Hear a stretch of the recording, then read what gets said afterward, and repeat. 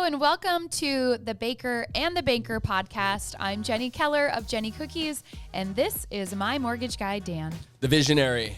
Today is all about vision, and it's going to be really, really good. I think the most powerful thing that I have ever done, both personally and professionally, it has been vision planning, setting a vision for my life, where I'm going, what I'm doing, and then thinking really, really, really big. So this is going to be fun today. We're going to think big today, Jenny. I think we always think big. I saw a reel, actually you posted it on your page, and it was an interview. I don't know who the interviewer was, but Oprah was being interviewed. And the person interviewing her asked, Oprah, you have interviewed some of the most important and most successful people in the world. What is one common characteristic that you've found in each of these people? Yeah. And I won't be able to say it exactly, but she said, the most successful people I've interviewed know where they want to go. Yeah, they're crystal clear on where they're going. Crystal clear on their vision. Yeah. And she said the most important question you could ever ask yourself is, what do I really want? Because so many times we get caught up in what we think we want, what we think other people think we should do or be.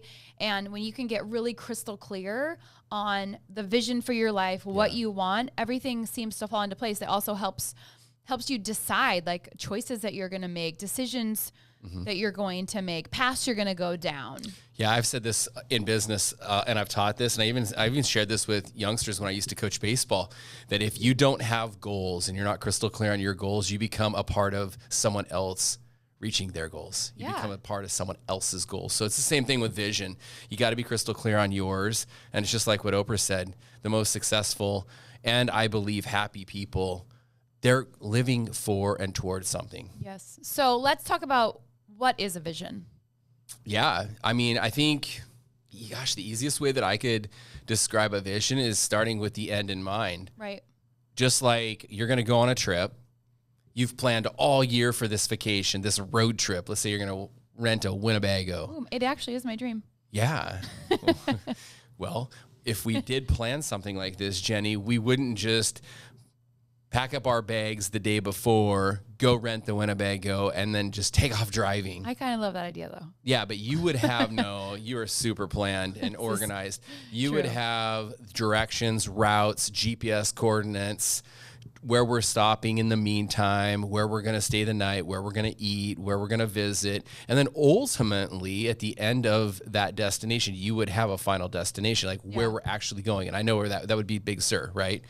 I really want to do that. I do know you want to do that. But the ultimate destination would be Seattle to, what is that, Central California? Yeah. Okay, we would have a final destination. I believe that when you're vision planning, you start with, okay, Big Sur, and you work backwards from there. How long it's going to take, your stopping points, where you're going to eat, where you're going to stay. So I think beginning with the end in mind is a great way to describe what a vision is. Yeah. So in life, it's like, or in our family, I guess, it could be like, how do you envision your kids being raised? How do you envision your marriage to go? What does your life look like when you're celebrating your 30th marriage anniversary? What does it look like in business? Like when you finally get to the point where you could sell your business or pass that off to someone. Yeah. Those are all things that would be a part of a vision plan. Yeah. And then I believe that you should have one personally, and I think you should have one professionally. Not everyone listening to this will be entrepreneurs or have businesses, but I believe even in your career, if you're an employee of someone and you work at that job for a career, as a career, you should have a vision for your career. Yeah. We did a podcast on this recently that 68% of Americans aren't happy and they don't even like their job. Right. Like 7 out of 10 Americans don't like their job. Yeah. Okay, well, you can do something about that. And if you had a vision, I don't think anyone would write a vision and say, I want to work a dead-end job and a job I don't like. So get crystal clear on your vision professionally and get crystal clear on your vision personally. But I like to also explain this because I think a lot of people, you've talked about this before, like, hey, what is your why? And figuring out your why and all this. These are kind of some complicated conversations. Like, what do you mean, what is my why? Well, what is a why, right? So I think we should spend another second or two talking about really what is a vision and what is a mission. I think the difference between the two and being crystal clear, I believe your vision focuses on tomorrow. So when you talk with your, even you go and look at Disney, for example, or you look at, I was talking with a client today, and they were talking about Les Schwab's, the tire company, their mission statement. Okay, they do tires, but they provide an experience. They are the best. But the experience you get there, right? Yep. And so I think a vision is focusing on tomorrow. Okay, your mission focuses on today and what you do today to carry out that vision. So get crystal clear on where you're going. That's tomorrow. But your mission is what you do each day to work one step toward closer to that vision, the end in mind. So we're clear on what vision is and why it's important to have one. I think it's really important. Yeah. So today's episode is thinking bigger and having a greater purpose. Well, you did something in our marriage since we've been married 19 years. Dan comes home. He's so excited to show me this paper he's written. Big paper. And he's like, one piece of paper. One long paper, though, filled the whole paper. And he's like, I've been working on this, and I'm so excited to introduce this to you and the kids, and I want the kids to memorize this. And this is I Am a Keller.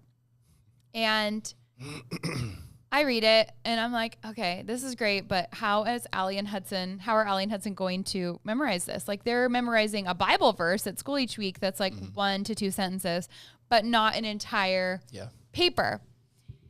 But I go along with it because this is that season where Dan is taking the kids to school. This is right when would you say this was? This is 2014. 2014. Yeah. Okay, so it was You're busy. You're writing a book. Prior to the bake shop, but I was writing You More Dessert. I'm doing a lot of brand partnerships. I am traveling in there. Dan's taking the kids to school. I'm picking them up, and he has written I Am a Keller for the family to learn and memorize and be. Okay, Manifesto. So yes. Yeah. Yep.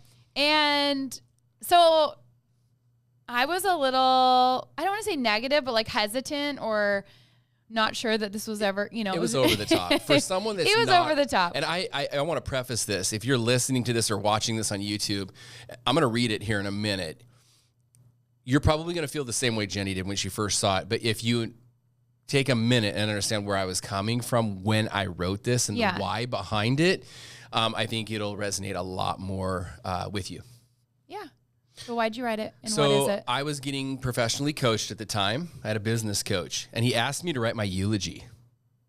And I'm like, dude, what does this have to do with business? This is stupid. And in fact, I didn't even do the assignment, and I got in trouble.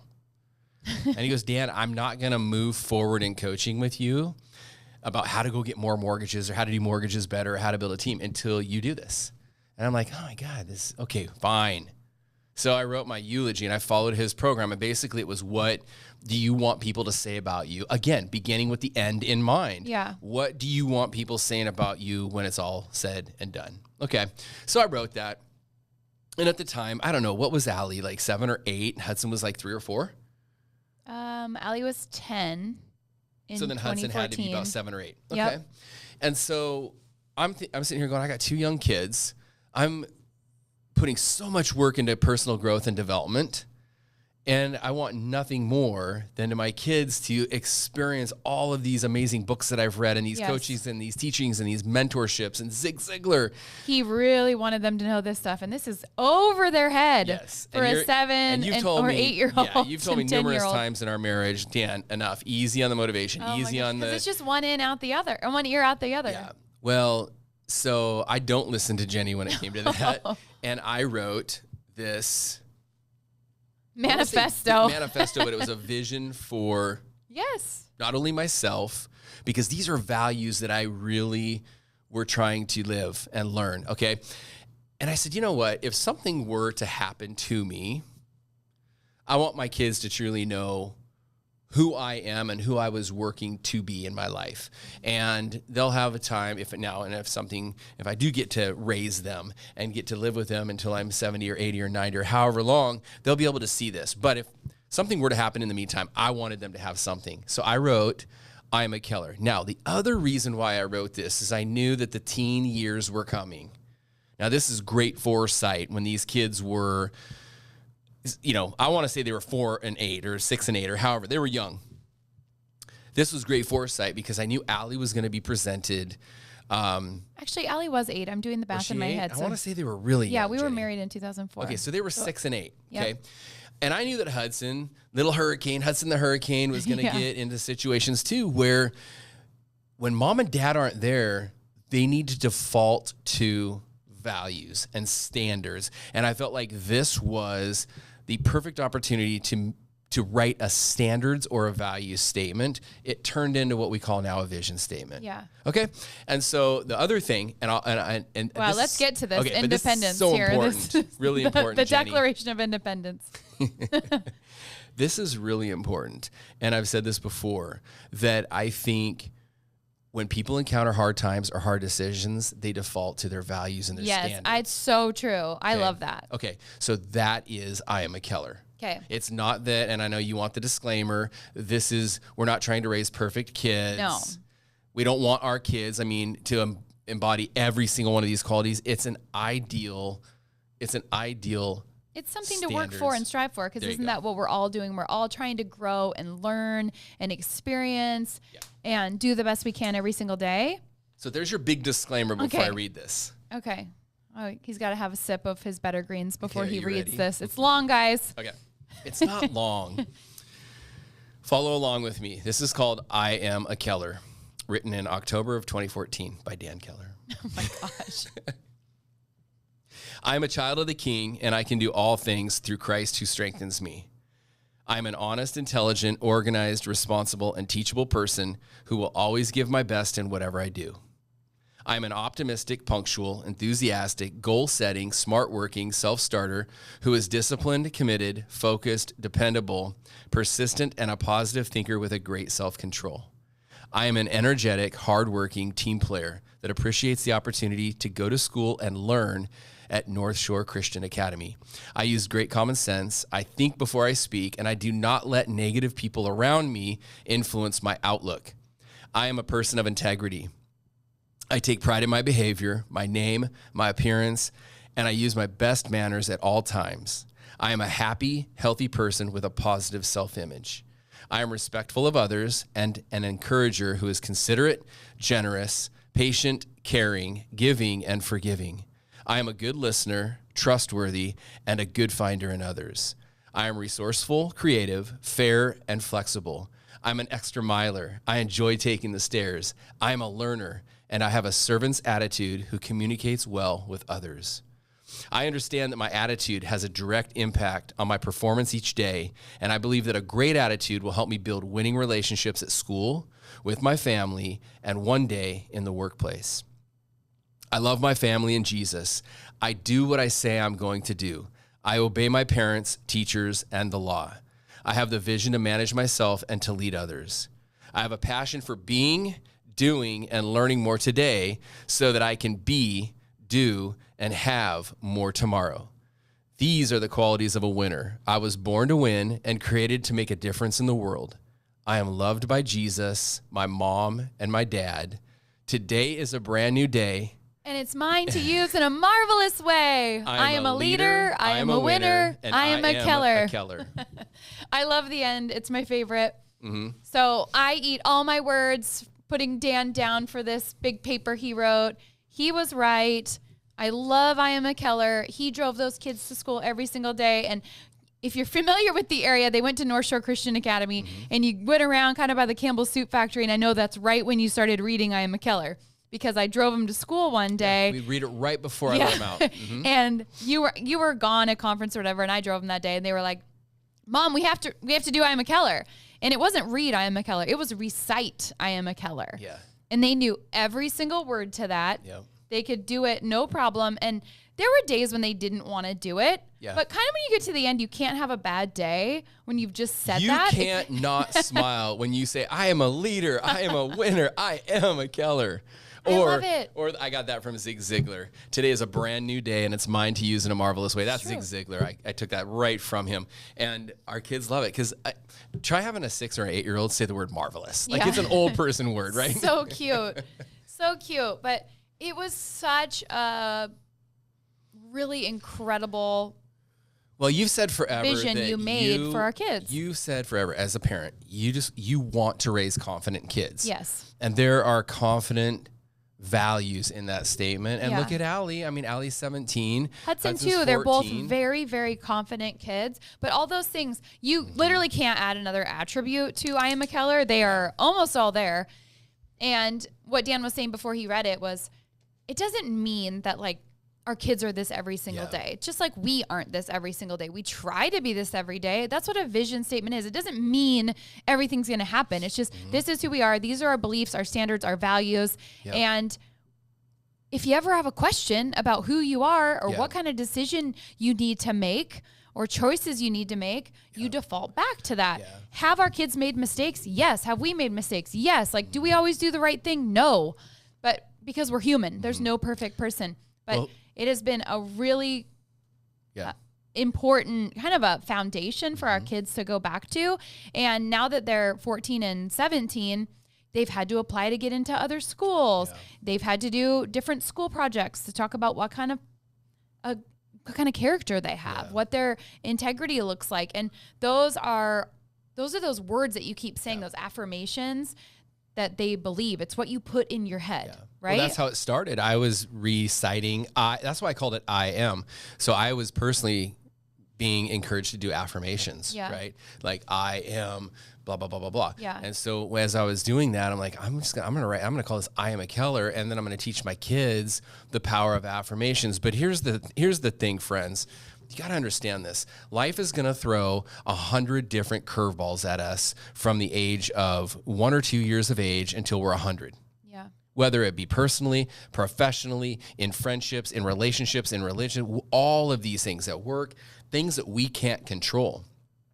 And when I wrote I Am a Keller, there are so many things in here that I understand that my attitude has a direct impact. So if you're having a bad day, or you're having a bad day, or you're having a bad moment, okay, you can fix that. You can change things by changing your attitude.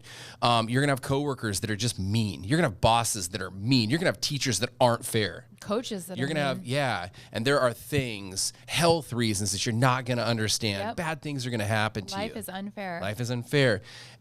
And when those cruddy situations happen, you do have, Allie and Hudson, we have these things to default to, these values and these standards. So that's why we wrote it. And that's why it just still gives me goosebumps when our kids say it. I love it. I absolutely love it. So there is power in affirmations. There is power. What's the trending word now? Manifest. Yeah. You can talk things into existence. You and I both are living proof. We have talked so many things, BHAGs, big, hairy, audacious goals, into existence. And I believe that you can do that. And again, I learned this a long time ago, and I cannot remember. It was a doctor that I learned this from, that our brain doesn't understand the difference between real life events and subconscious thoughts, what we tell ourselves, what goes into our mind. If you get told all the time that you're worthless, that you're dumb, that you're ugly, that you're negative, all these negative things, can't do it. But it doesn't necessarily happen to you. Like, people aren't being mean to you and aren't telling you that, but one person is saying that to you. It's going to program your brain.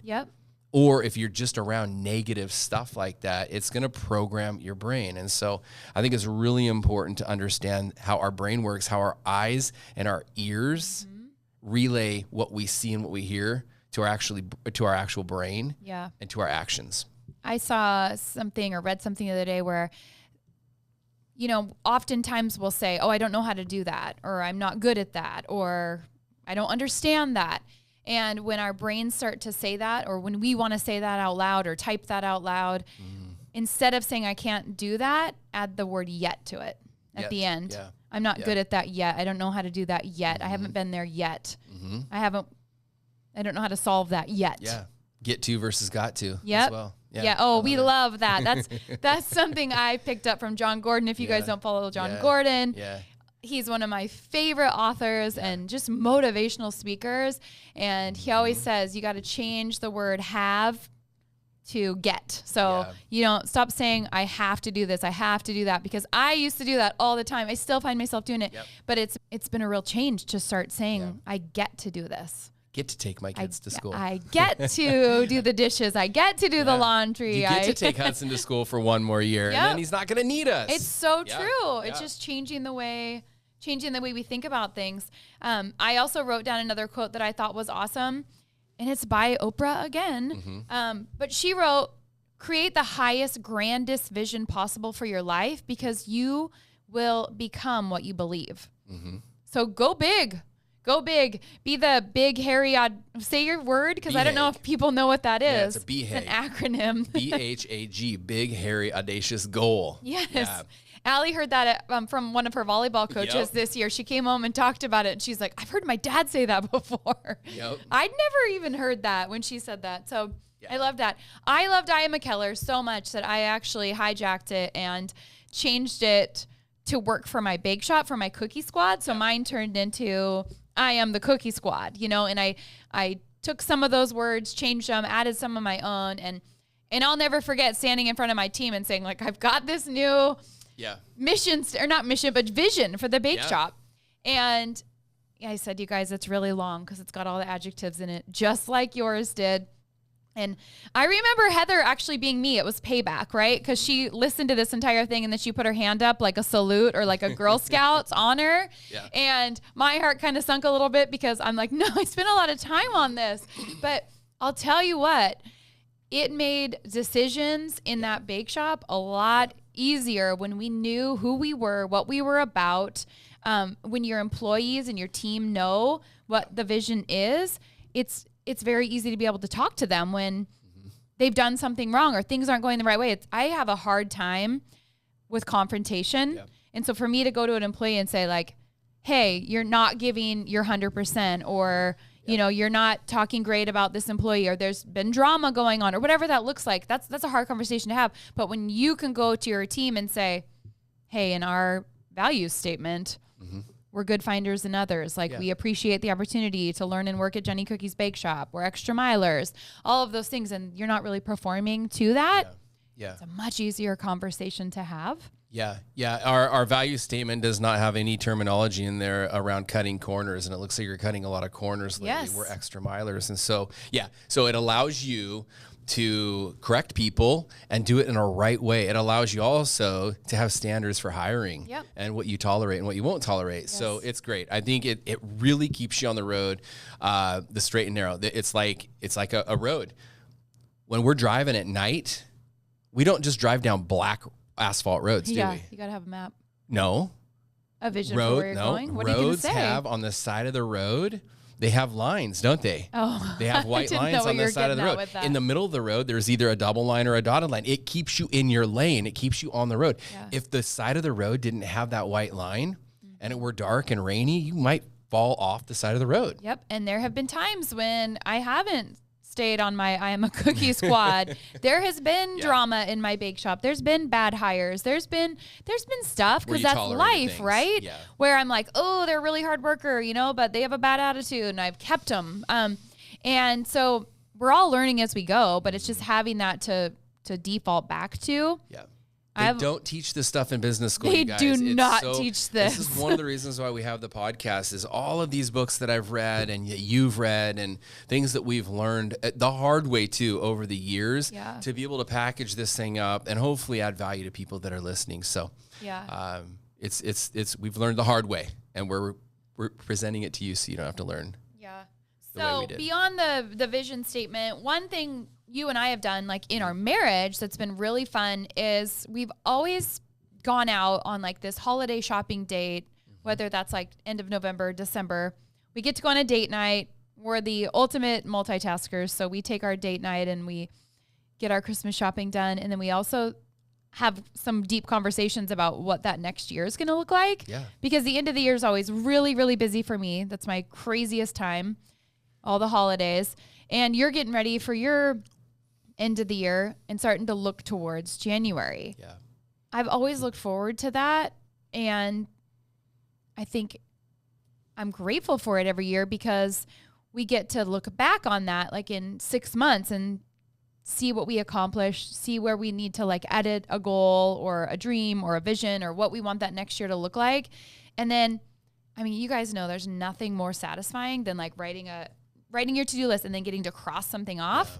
And it's so fun when you can look back on those goals or dreams or plans you had for that following year and be able to mark it off. Yeah. Well, it started too because it's great to work towards something. Yeah.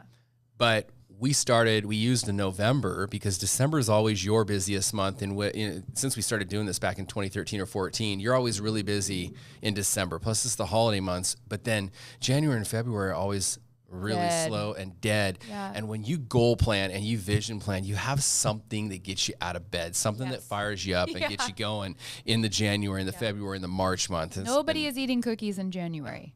No, we have found that out. Not a lot of brand partnerships going on at the beginning of the year. So and Dan and I have done that, and then I've done it in my business. Heather and I have sat down in January and wrote some really big lofty goals. And that's the other thing that's important is surrounding yourself with those people that can see your vision and they believe in your vision and they can get behind what you're saying. Because in my life, I've had lots of big, what'd you call them? BHAGs. Crazy goals. Yeah. And there's been people that have kind of looked at me like I was a crazy person. Mm-hmm. And I think it just fires me up a little bit. I'm going to prove that I can do that. But it's even better when you have those people around you that do support those crazy ideas. And you've always been so supportive of mine. I believe that I've been supportive of yours, but it's great in your business when you can find people that can see that vision with you.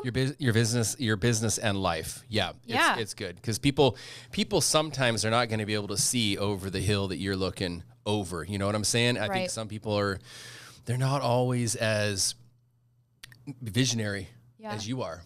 So it's great. Yeah. I love vision planning with you. Oh my gosh. Heather and I would put the craziest goals down. I mean, we would always say we want to get Jenny Cookie's Bake Shop on every single Alaska Airlines flight. That's a big goal. We have it written in a notebook. Another one was when we were doing the big cookie give and giving cookies around the whole country. It started locally, but then it went kind of nationally when we were traveling. And I'm like, one goal was to do the big cookie give on Ellen.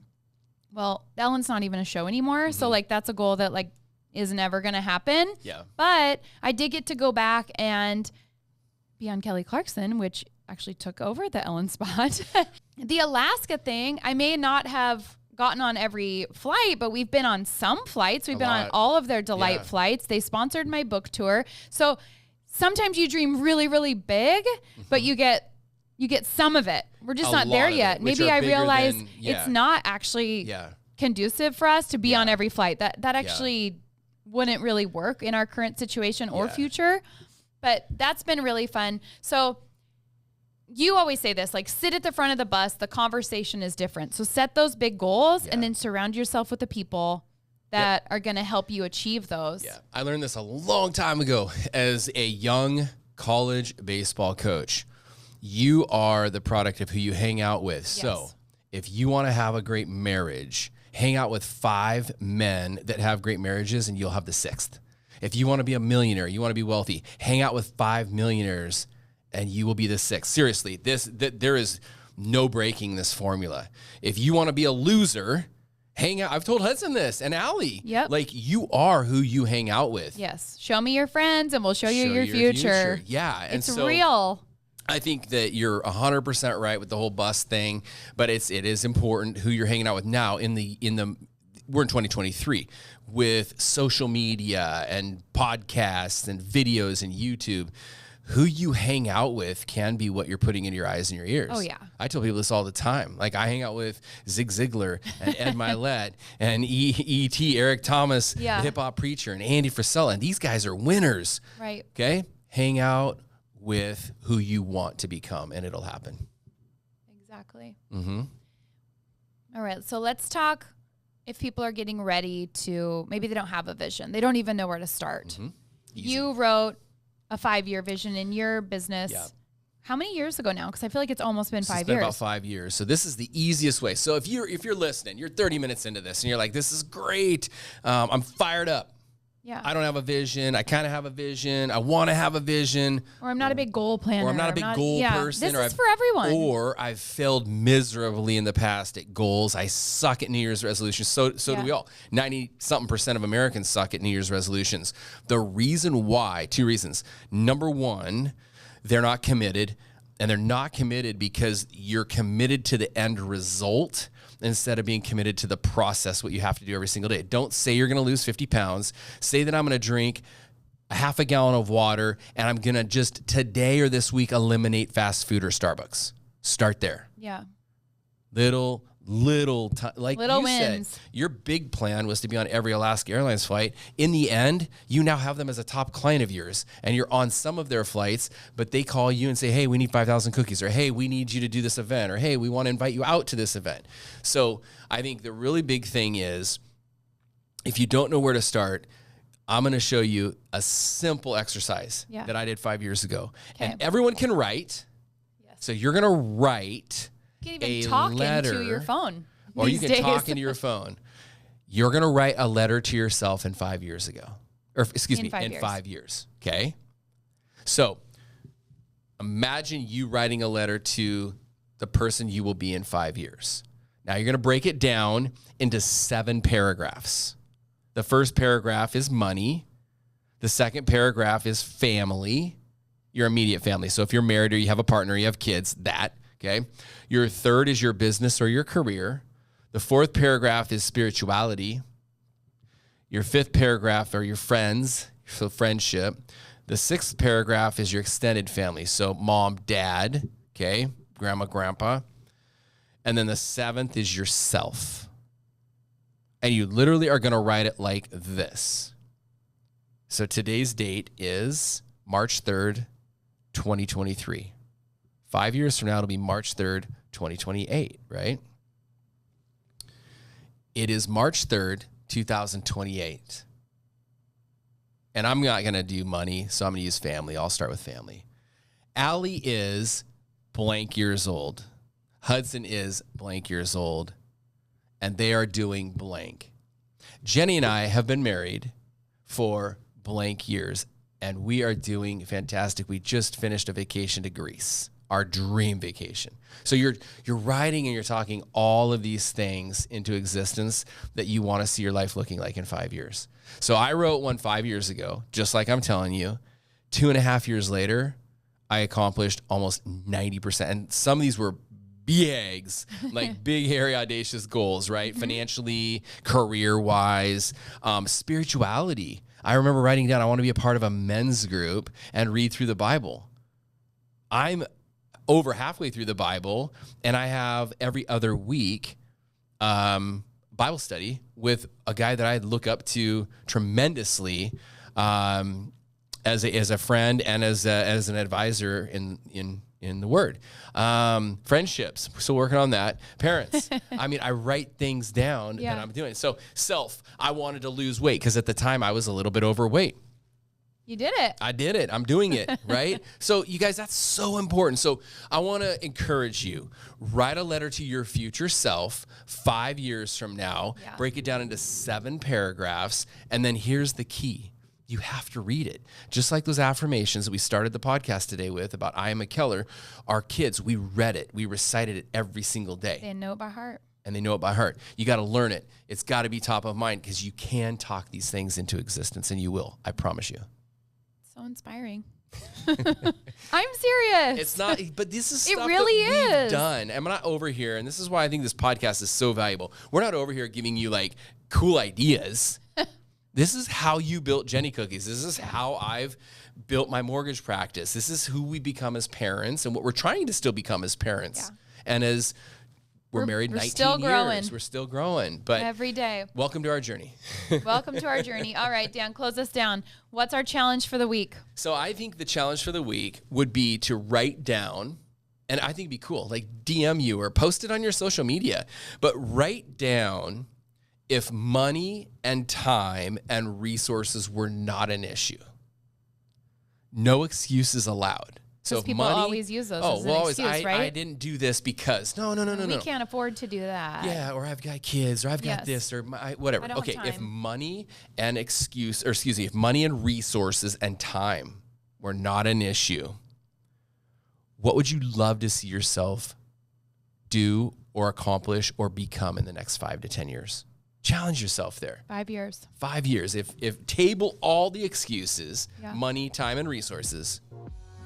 what would that future ideal self look like? That's your homework. That's your challenge. I love it. That was a good one. I love this one.